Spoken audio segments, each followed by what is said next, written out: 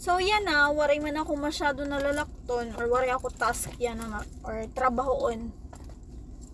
Gagamitin ko akong time para mag-grocery. Kay buwas, damo na liwat itaw mong trabahoon. Di ako niya!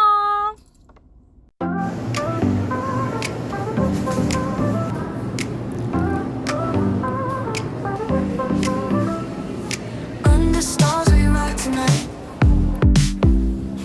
City lights so bright, alright. Windows down, we feel the breeze. Heartbeats fast, we're free with this.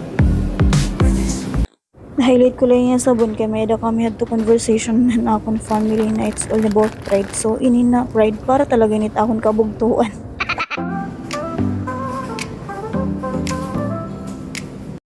So diba, strong independent woman ang peg. Right kabulig ako la.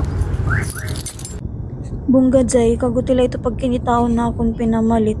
Nabugat lahiya kay may ada mga nagpakaingkan nga hindi lata.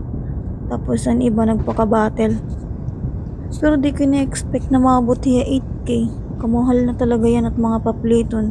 Kaya before ko mag-grocery, need talaga niya mag-budgeting anay.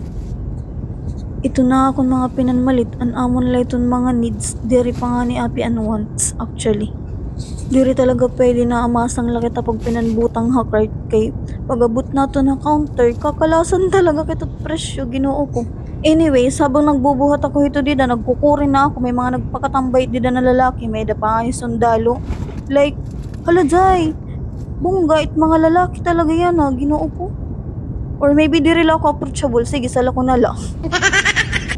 Balita ko siya lato. Thank you for watching. Bye!